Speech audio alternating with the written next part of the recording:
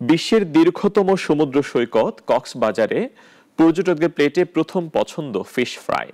সন্ধ্যা নামলেই সৈকত জুড়ে শুরু হয় মাছ ভাজার উৎসব।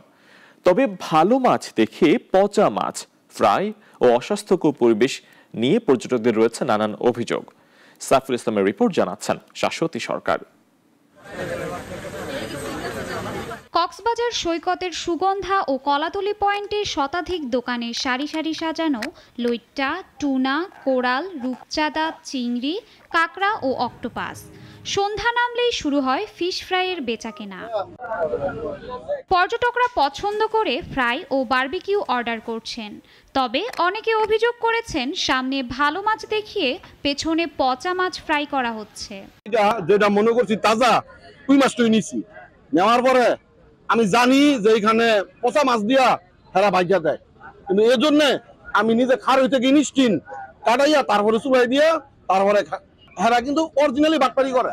এটা একেবারে চিরসত্য। খাবার কাটার জন্য যে পরিবেশটা ওটা ঠিক ভালো না, মানে আপনি চোখে দেখতে পাচ্ছেন যে ও কাটছে, আসলে ও কি কাটছে বাট এটা একটু ভিতরে ওখান পর্যন্ত গিয়ে দেখা যায় না।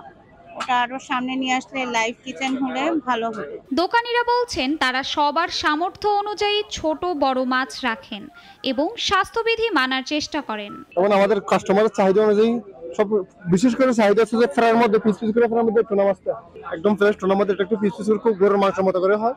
আবার হচ্ছে যে বারবিকিউ হচ্ছে বড় বারবিকিউর মধ্যে কোরালটা বারবিকিউর বিষয় খুব ভালো হয়, সুস্বাদু হয়।